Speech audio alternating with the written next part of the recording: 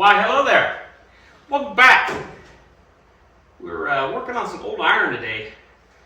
This is my 1956, 57-ish Leroy Track Air. This is a odd tractor, to say the least.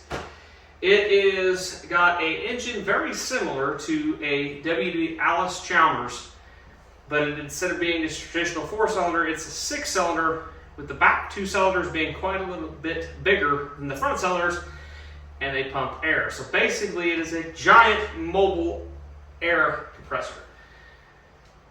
And we're going to see if we can't get it to run today. Alright, so this thing's a little odd. Like I said in the beginning there, it's a kind of a purpose-built tractor, obviously, being it's a giant air compressor. It's been setting for probably 10 to 15 years. It used to run. I was just a little kid back when my dad got this. And it's definitely an interesting tractor.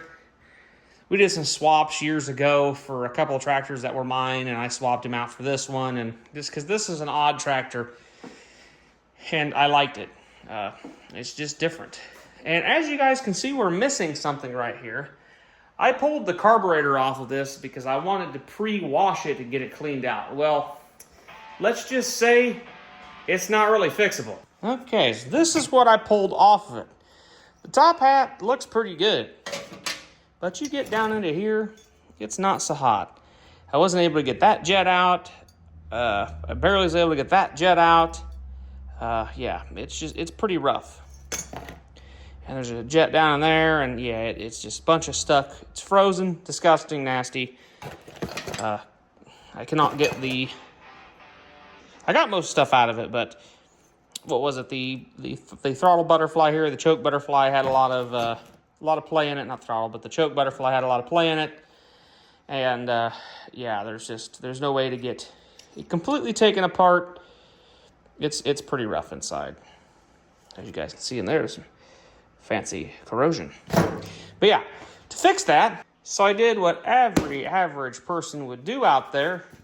I got on Amazon and bought the cheapest carburetor that resembled the one that came off of this. The good news is the carburetor for this tractor is very similar to a WD Alice carburetor, but it has some attachments that's very close to like a lot of the generators or the welders, because this has a controller on the side of it. It's kind of like a governor, but it adjusts the idle for when you're running air, and I'm not 100% sure how it works, but all I know is it has that, and you have to have a special spot on the side of the carburetor for that to hook to, and this one I got just happens to have that. It also has an adapter, some studs, and whatnot, but let's pull this out here and see if it's broke. No, it actually looks pretty good. So, yeah, that looks promising. Nice. Well, we're going to go ahead and get it out of this box and out of its bag and start looking at it a little further. All right. So you pulled her out of the box, and that's what it looks like. It looks an awful lot like what I pulled off there. There is the choke, cable, thingy, mabobber, which requires a set screw to hold it there, and you've got the cable hookup, which would be just fine. I did pick up a new choke cable because the choke cable in this one was pretty much stuck. So I went ahead and grabbed a new choke cable. We have our adjuster flap that goes on the E-control, and we got our basic adjustments. You know, it's a basic updraft carburetor. So it's also going to be pulling fuel in from the side, but I'm going to have to move this over to here because it pulls fuel in from this side, I believe, or is it that side? I can't remember. We'll worry about that here in a bit, but I'm going to go ahead and get the studs put on here, and we'll go ahead and see if we can't get it positioned up in that hole a bit.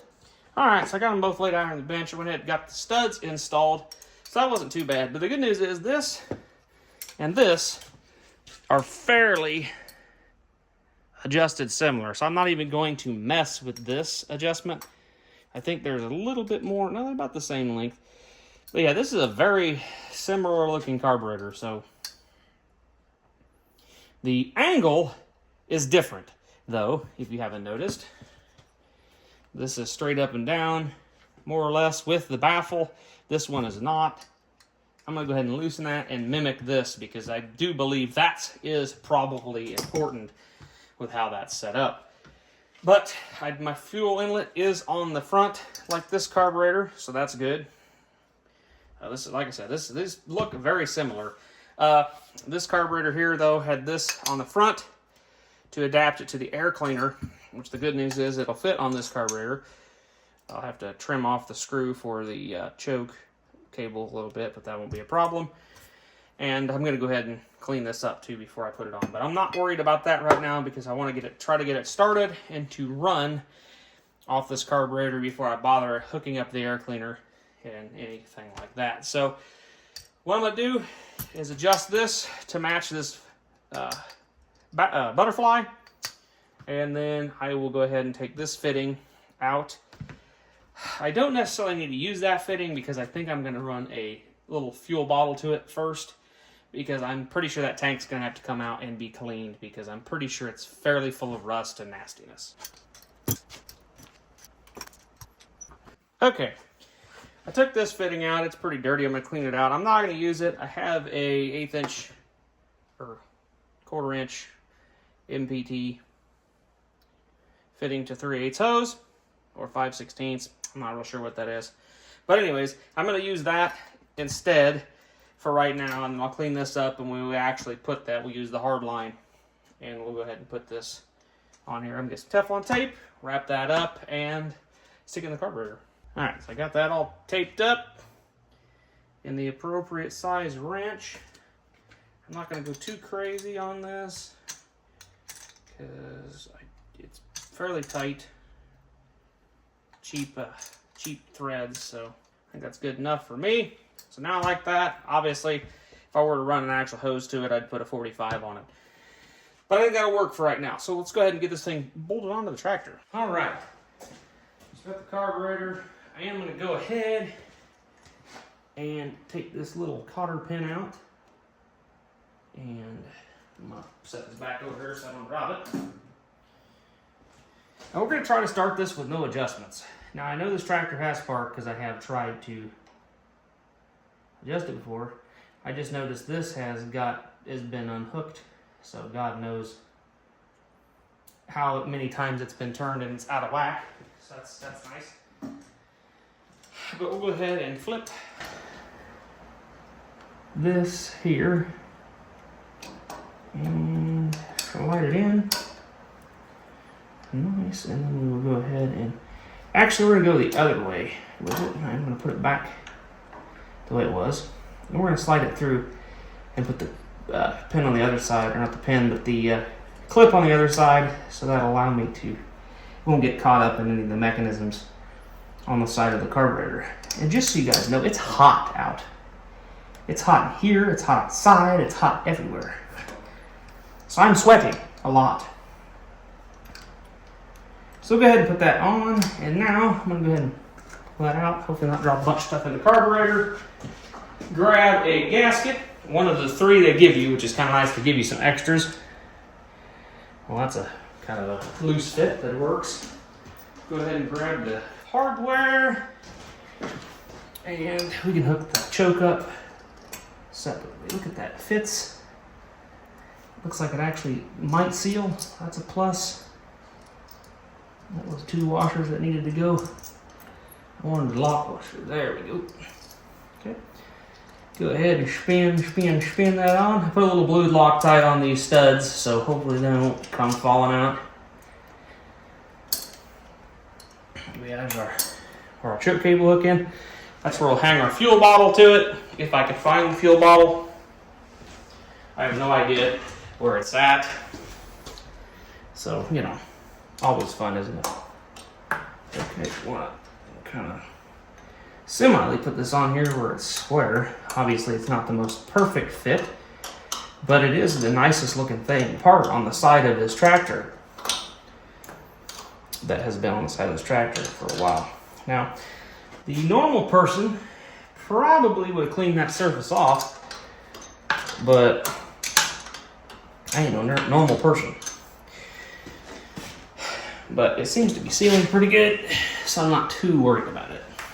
I think I actually did clean it up a bit, so before when I took the carburetor off. Not going to tighten this too tight because we are tightening it just into cast aluminum. So look at that. Hope this don't need to be turned much because that's all in the way there. So anyways, now we have our choke. We got to run our choke cable to it and our E-control. E-control is, I don't really know how this stuff works, but that's start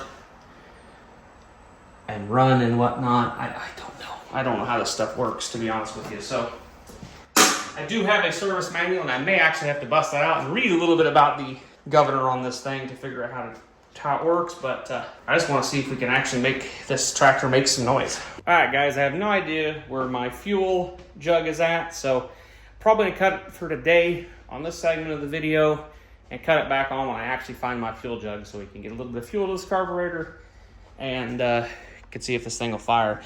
I did put a cap over this. I'm going to find a cap to put over the fuel inlet so at least the carburetor is all nice and sealed up. I have already filed the points down a bit and replaced this wire that was bad off the coil so we can see if we'll have spark. Hopefully we will. We get a little bit of fuel to this thing. Yeah, like I said, this is the fuel line right here. This comes up here and goes into it like that. It does have a filter here, and then it has the 7 bulb here. But like I said, we're not going to be running off of the tank yet. And if we do, I might make my own lines, make new lines anyways. And we'll definitely have an inline filter like that. But yeah, definitely might make a new line. So might just come out and eliminate the sediment bulb here and put a ball valve and a regular fuel filter off of the ball valve. Because I don't know if this is gonna, well, actually it feels like it might not leak too bad. So we might use this. I don't know. We might actually look and get another sediment bulb. We'll see. Only time will tell. I don't know how much craziness I'm gonna go on this tractor. I'd like to just get it to where I can run and move it. I would like to eventually possibly take it down a little bit, clean it up, paint it, and restore it. Not do it like a crazy restoration, but just make it look like a very respectable looking tractor. Something obviously better than its current state that it is in. And that wouldn't be actually that hard to do. I'd probably just go with cat yellow. Originally, these would have had red wheels on it. I'd either paint them white like that or back to yellow. I'm not a big fan of the red wheels on them. I think it makes them look kind of odd.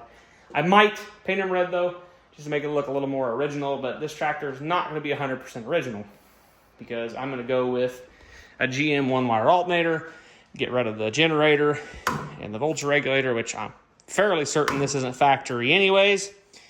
But yeah, I want to switch it over from positive ground to traditional, to like a regular traditional negative ground system, because it is a positive ground system, as you can tell by how the coil is wired. Yeah, as you can see, the positive here going to the distributor and the negative getting your hot wire. So that we will probably throw a jump box on this.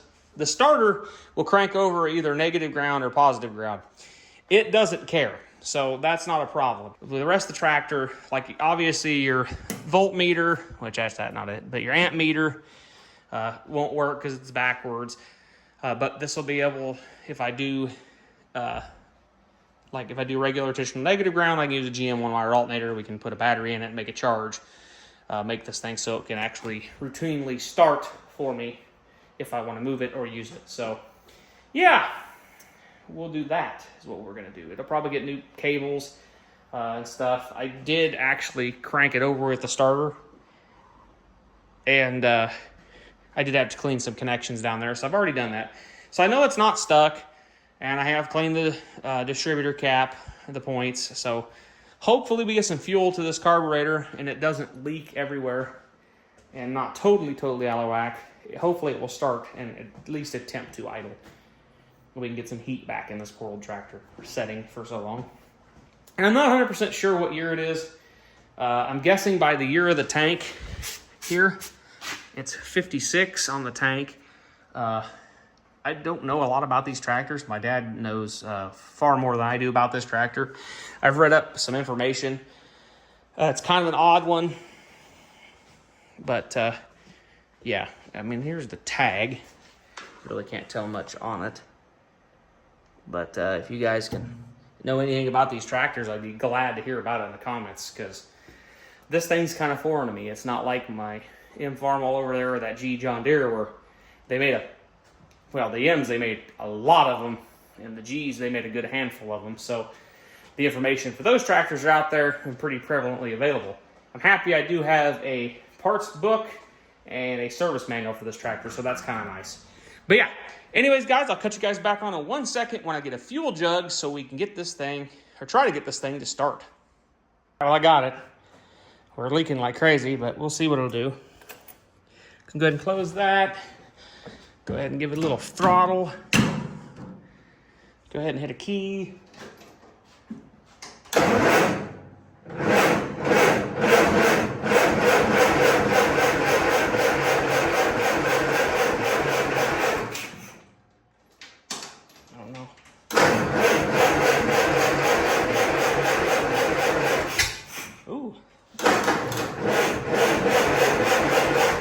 Need all that choke.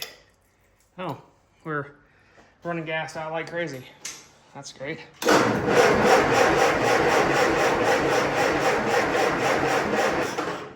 Okay, that's good. Yeah, look at that. Junk already. Nothing but leaky crap. So let me go ahead and figure out why it's doing that, and we'll get you guys back on in a second.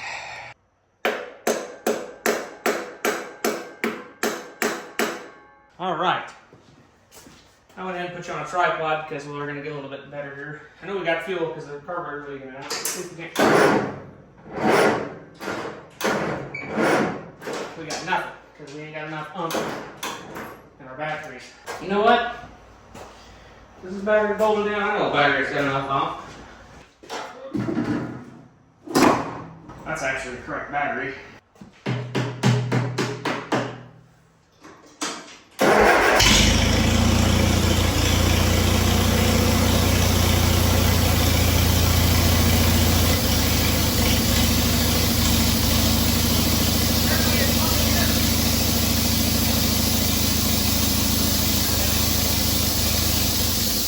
So our cylinders are off.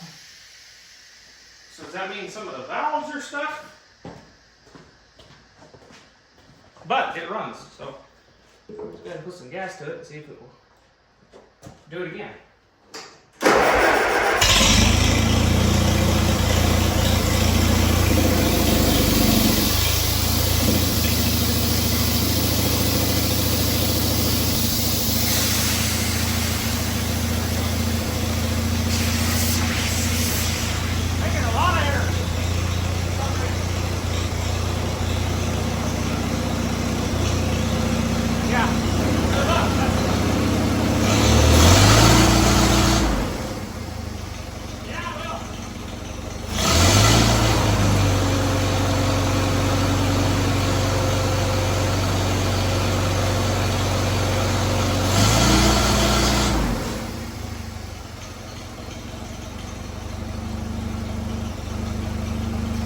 It's still making air. Running. After 15 years, that's a plus. I don't have any antifreeze in it right now, so I'm not going to let it run very long. The block's not too hot, so let it warm up and do some stuff.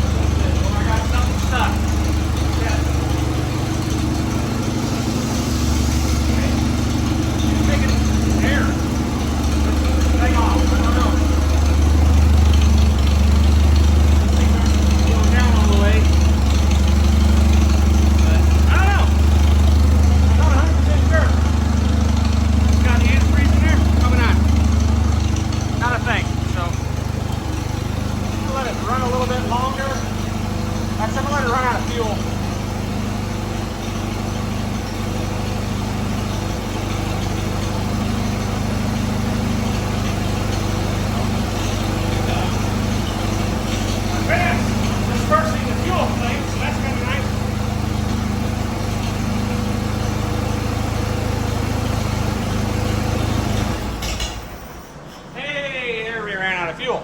Sweet. I think this is considered all makes, all models, isn't it?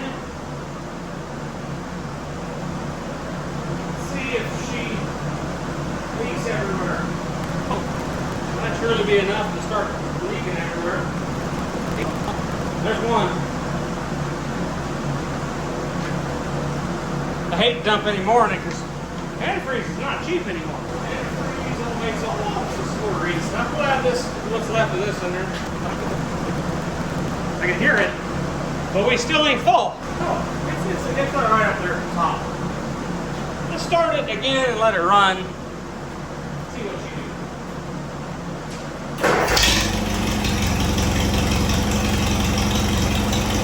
I can see the coolant in there sloshing around. So I guess the water pump means it's working.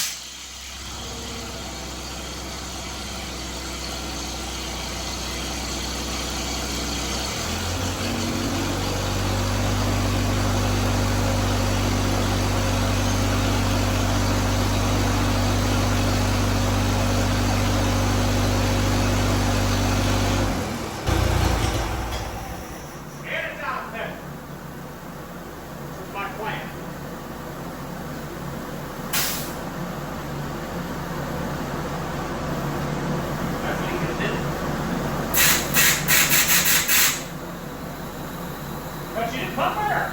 Cool. About 100 pounds. All right. Well, we drank through 20 ounces of fuel. Sweet. Woo. It's hot, and I'm a little deprived of oxygen. But anyways, I got my fan going, sucking some of the fumes out of here. I put antifreeze in it, and it took almost 2 gallons. It's warm now. I'm not going to open it. But it did warm up, and it was floating right around. Well, now that shut off is about 180, but it was about running about 140, so that ain't bad. So now that I know it will run, I do need to, I think, take this carburetor off and adjust the float and figure out some settings on it, because I can adjust the idle mixture screw in or out, don't do anything. So, you know, that's fun. I'm gonna go out and say she's a bit of a pig rich too. I also want to look up some carburetor adjustments on this thing too. So, I don't know. I don't know what I'm doing. I can adjust the 4-barrel in the car, and I can adjust distributors on a car and stuff. I know this is pretty close, but yeah. All I know is I need to leave this room, because just standing up there a second ago, it's pretty rough. So, all right, guys, I'm gonna let this place air out a bit, and I'm gonna say that's a successful journey.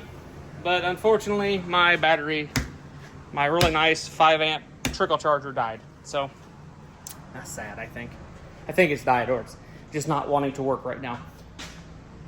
But yeah, so let's plug it into another outlet. Maybe that outlet died. I don't think it did, but must have been too hot. Yeah, I'm gonna go out with him and say it must have been too hot. Let's go ahead and put her back on there and see if it works now. Cool. Get this battery charged back up. Put my Adoptima, or my Optima, not Adoptima. I call it the Adoptima because I got it adopted to this right now, but it's for Sonic, so it's gonna go back in Sonic. But yeah. So anyways, guys, I think,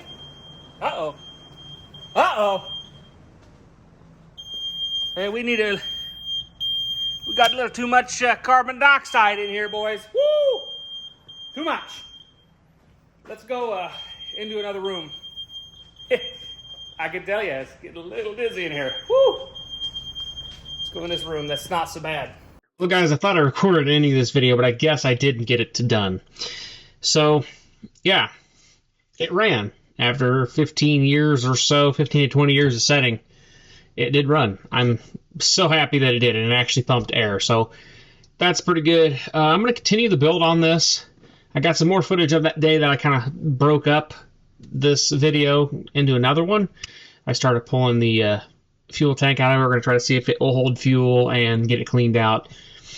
And we're going to pull that carburetor back off and possibly go through it a little bit, try to figure out if the float's not set or what the deal is. But, yeah, I appreciate you guys for watching. And, yeah, if you like this, go ahead and subscribe if you're not already. And look out for more videos on old Leroy there. So I'm just happy to see he was going to start doing something other than just setting. So we'll catch you guys in the next one. And have a good rest of your week.